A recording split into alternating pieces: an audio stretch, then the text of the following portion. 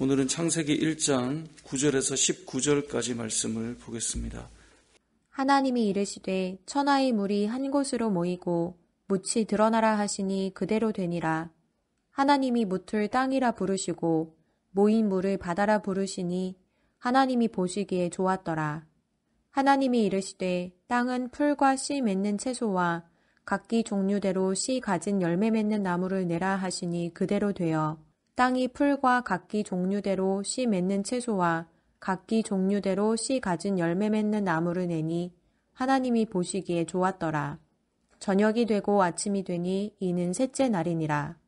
하나님이 이르시되 하늘의 궁창에 광명체들이 있어 낮과 밤을 나뉘게 하고 그것들로 징조와 계절과 날과 해를 이루게 하라. 또 광명체들이 하늘의 궁창에 있어 땅을 비추라 하시니 그대로 되니라.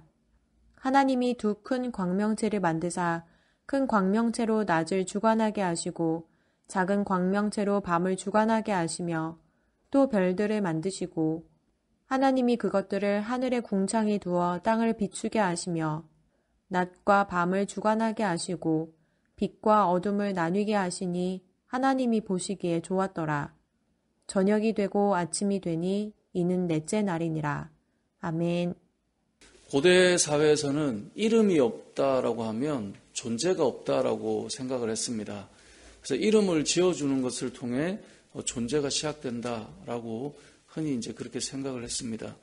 하나님의 창조도 잘 보면 우리는 흔히 이제 아담이 이름을 지어주는 역할을 했다라고 생각하는데 그 이전에 창조 자체에 하나님이 이름을 지어주는 일로부터 시작한다라는 것을 볼 수 있습니다.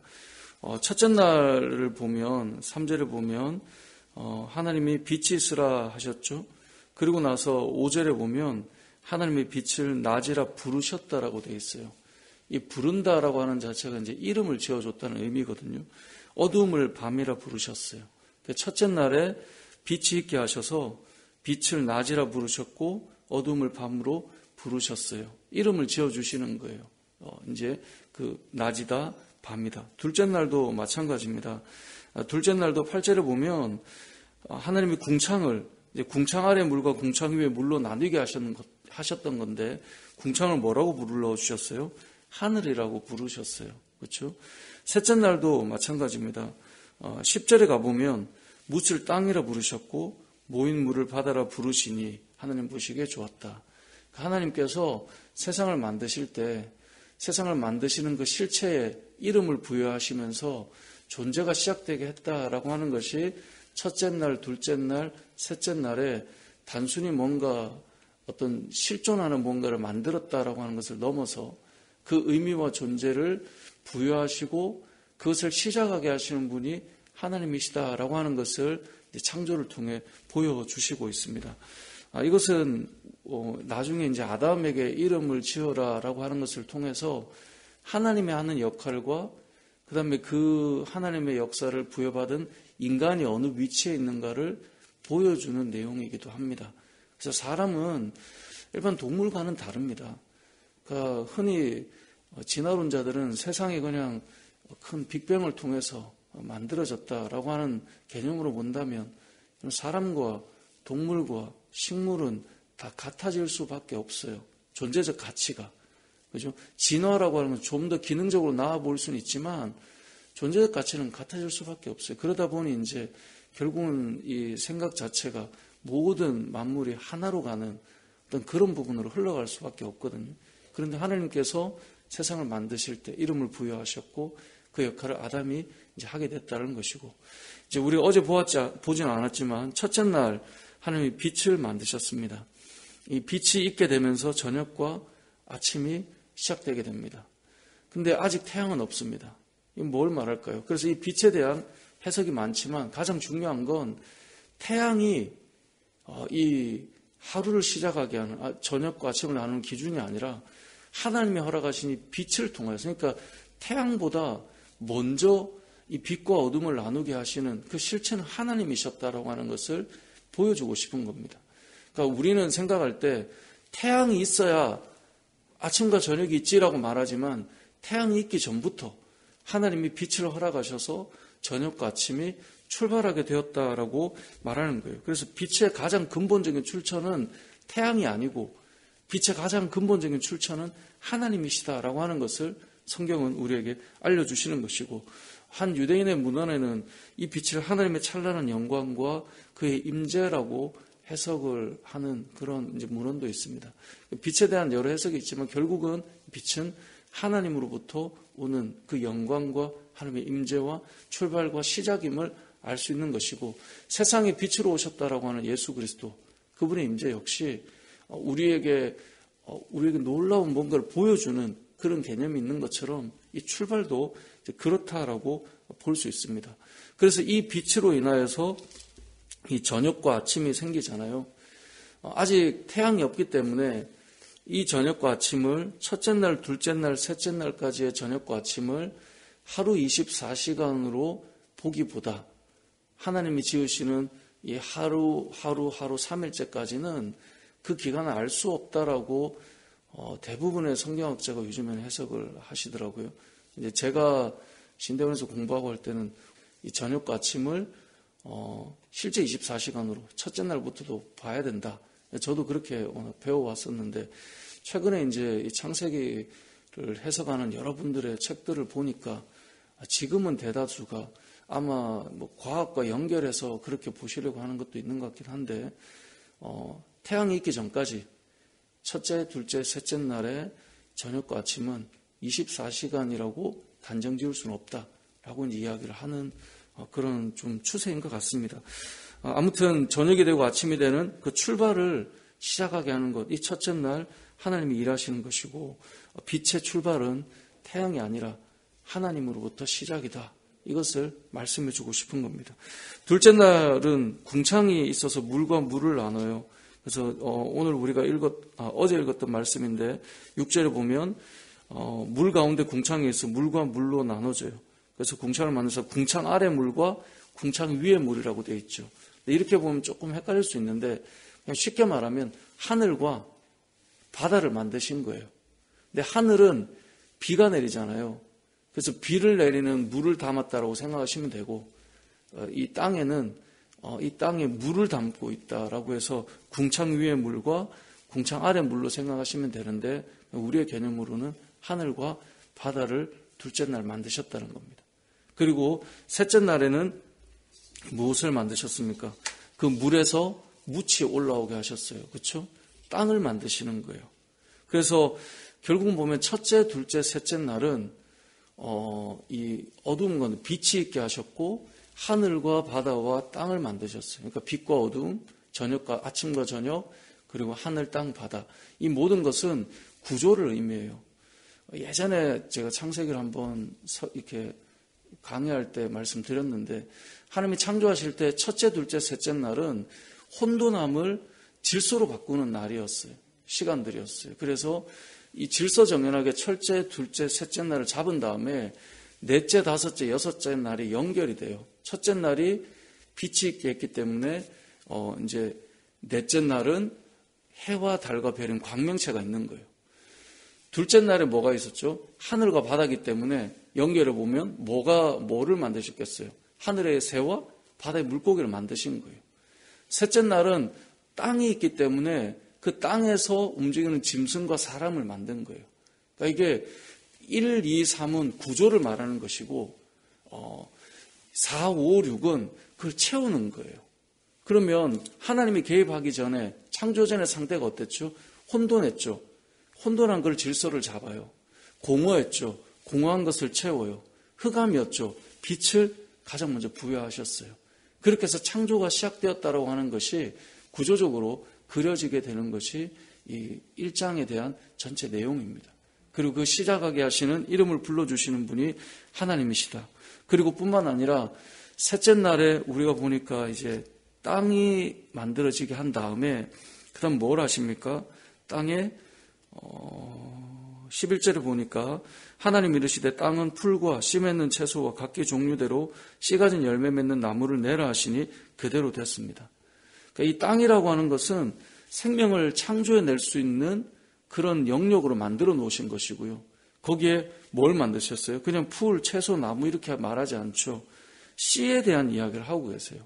씨 맺는 채소, 씨 가진 열매 맺는 나무. 이건 뭡니까? 그냥 뭔가가 이렇게 흘러가다가 만들어진 게 아니라 이것이 지속적으로 반복되고 생산해내고 또 그것이 계속 세워질 수 있도록 생겨날 수 있도록 하는 그 안에 씨를 담아두신 것. 이것이 하나님의 창조 안에 담겨있는 원리입니다.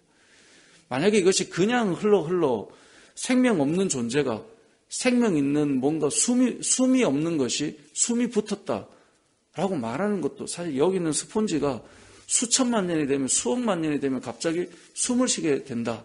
그 자체도 사실 말이 안 되지만 이 안에 또 똑같은 스폰지가 나오고 또 똑같은 스폰지가 나오게 만드는 생명을 그 안에 부여하신 씨를 그 안에 두신 것, 그것이 하나님이 일하셨음을 보여주는 내용입니다. 그러면서 모든 생명은 누구로부터 시작됐다는 것을 말씀하는 걸까요? 하나님으로부터 시작되었다는 거예요. 세상에는 모든 생명은 하나님으로부터 출발한 것이다 라고 하는 것을 말씀하고 싶은 거죠. 이 땅을 살아가는 우리도 마찬가지입니다. 지금 현재 모든 생명도 하나님이 부여하신 것입니다. 생명은 하나님께로부터 주어지는 것입니다. 저와 여러분이 살아가는 우리의 존재도 하나님으로부터 시작되는 생명이고 호흡이고 이 호흡을 거두어 가실 분도 나중에 하나님이신 거예요. 생명의 주관자는 하나님이심을 이 말씀을 통해 우리가 알 수 있게 되는 것입니다. 그리고 넷째 날에 가보면 오늘 읽었던 내용이니까요. 하나님이 이 궁창에 해와 달과 별을 만드셔서 이들이 하는 역할이 무엇입니까? 광명체들이 있는데 14절에 낮과 밤을 이제 나뉘게 하세요. 그죠? 이 광명체를 통하여서. 그래서 그것들로 징조와 계절과 날과 해를 이루게 하셨어요. 그러니까 이 결국은 광명체들을 두면서 해와 달을 두면서 하나님이 하셨던 것은 시간의 흐름을 사람으로 하여금 볼 수 있도록 하신 것이 이 넷째 날에 광명체를 만드는 거예요. 그렇다면 시간이 얼마나 중요한 것을 보여주는 거예요. 우리가 하루를 살 때 만약에 무한하게 똑같은 상태에 놓여져 있다면 우리는 어떤 다시 결심하고 다시 다짐하고 이런 게 없을 거예요. 만약에 한 해가 없다면 송구영신 예배를 우리가 얼마 전에 드렸는데 2021년을 돌아보고 내가 올 한 해는 더 이렇게 하나님 앞에 살아야지 이렇게 결단할 수 있는 것은 한 해를 마무리하고 새로운 한 해를 준비하며 그런 시간들을 가지게끔 만들어주시는 거예요. 계절을 바꾸고 가시면서 때로는 하루하루를 하나님께서 살아가시면서 오늘 새롭게 하루 시작하잖아요. 이 하루 동안 우리가 다시 한번 다짐하잖아요. 어제 우리의 삶을 돌아보고 오늘 하루 우리가 새롭게 하나님 앞에서 어떻게 살아갈 것인가. 이런 시간의 흐름을 우리에게 허락하시면서 우리의 삶을 다시금 다잡고 시작하게 하시고 출발하게 하시는 이런 의미가 이 안에 담겨 있는 것입니다. 그리고 오늘을 살아가는 우리들이 하루하루를 하나님 앞에 어떻게 시작할 것인가 이게 상당히 중요하고요. 이게 나중에 레위기의 제사 제도를 보면 매일 하루를 시작할 때 이들이 예배를 드리면서 출발하고 예배로 마무리하면서 그들의 하루의 삶을 정리하게 하셨고요. 절기마다 시간마다 그들이 하나님 앞에 섬으로 어떻게 살아야 되는가를 다시 한번 다잡고 곱씹게 하셨단 말이죠. 세상 사람들도 마찬가지입니다. 어떤 기간을 두면서 내가 이렇게 해야지. 왜 새해가 되면 그 많은 사람들이 새로운 마음을 가져보려고 할까요? 이런 것은 하나님이 우리에게 주신 이 넷째 날에 이 광명체를 만들면서 허락하신 선물이고 은혜인 것입니다. 그리고 우리가 이제 오늘은 이제 보지는 않았지만 내일과 모레 새벽이 없으니까 다섯째 날에는 아까 앞서 말한 대로 하늘에는 새가, 그죠? 바다에는 물고기가 이렇게 다닐 수 있도록 만들어 주셨고요. 그리고 마지막 날 여섯째 날은 짐승과 그리고 사람을 만드셨어요. 근데 이제 저도 최근에 다시 여러 주석서들을 좀 찾아서 보고 하는데 재밌는 글도 있더라고요. 여기 셋째 날만 하나님 보시기에 이 좋았다라고 하는 말씀이 볼까요? 나오죠. 네, 그 유대인들의 생각에는 이 셋째 날과 여섯째 날을 하나님이 두 번 일하신 날로 생각을 한대요. 그러니까 셋째 날은 아까 묻이 나오게 땅이 나오게 하셨고 거기에 다시 이제 생명체가 존재하게 하셨다는 것. 그리고 여섯째 날도 짐승을 만드시고 사람을 만드시고 이게 두 번의 일로 그래서 이건 하나님이 야근하신 날이다. 누가 이렇게 해석하기도 하고 또 셋째 날 자체가 이렇게 하나님이 하신 것을 보고 두 번 일하는 것을 보고 이제 유대인들은 축복의 날이라고 생각을 해서 셋째 날에 결혼식을 하거나 어떤 그런 일들을 많이 했다라고 이야기도 하시더라고요. 아무튼 그냥 그런 이야기들도 있어서 제가 볼 때 너무 재밌어서 하나님도 야근하셨다. 너무 현대적으로 생각을 한 것 같아서 우리가 오늘 이 창조에 대한 이야기를 볼 때 가장 중요한 것은 하나님께서 이렇게 질서를 잡고요. 채워가시고 거기 빛이 있게 하시고 그리고 이름을 부여하셔서 실존하게 하시는 그 모든 역할 그리고 이 셋째 날에 생명이 있게 하심을 통하여서 어떻게 하세요? 생명의 출발은 하나님으로부터 시작이다 라고 하는 것을 보여주시는 것 이 자체가 우리에게 큰 의미가 있다라는 것을 기억하시고 저와 여러분의 삶 속에 이 모든 것들을 만드신 하나님이 결과적으로 다 붙여주시는 말씀들이 있죠. 보시기에 좋았더라 이거죠. 보시기에 좋았더라. 네, 이것이 너무나 소중합니다. 아까 제가 말씀드리려고 했던 게 셋째 날은 보시기에 좋았더라가 두 번 나오거든요. 그래서 셋째 날을 더욱 복된 날로 유대인들이 생각했다고 합니다. 10절에 보면 하나님 보시기에 좋았더라. 12절에도 하나님 보시기에 좋았더라. 그러다 보니 두 번 일하셨고 더 복된 날로 그들이 이제 부여받았다. 이제 이렇게 생각도 했다고 하는데 하나님이 개입되는 곳은 보시기에 좋은 상태로 아름다운 상태로 바뀌어져 갑니다. 사람도 마찬가지입니다. 하나님 안에 들어가 있는 사람들은 저는 정말 다르다고 늘 생각합니다. 왜냐하면 하나님이 그 인생에 개입되어 있기 때문에 이건 세상에서도 세상의 어떤 가치가 잘 부여된 사람이 있죠. 예를 들면 돈이 많다거나 지위가 있다거나 이런 사람들은 좀 다르게 살아가잖아요. 그래도 내가 좀 있는 사람인데 내가 좀 이런 위치인데 그런 것들이 저는 있는 것 같아요. 그런데 하나님이 그 안에 임하신다? 다르죠. 보시기에 좋은 우리의 원래 하나님의 형상을 회복시켜 주시는 거니까. 성도는 세상의 가치가 부여된 돈이 많고 적냐, 어떤 지위가 높냐 낮냐를 떠나서 하나님과 함께하는 사람은 다 좀 달라요. 어떻게 다르냐? 보시기에 좋은 원래의 그 모습으로 회복되는 것입니다. 저는 우리가 창조하시면서 하나님께서 보시기에 좋은 상태로 만들어 가셨다라고 하는 것을 기억하시고 여러분들은 하나님 보시기에 좋은 하나님의 형상을 가진 존재들입니다. 세상의 가치를 가지고 저는 믿음의 사람들이 주눅든다거나 세상의 어떤 높이 때문에 그 사람들 때문에 뭔가가 좀 우리가 주눅든다거나 이것은 믿음의 사람들의 모습은 아니라고 생각합니다.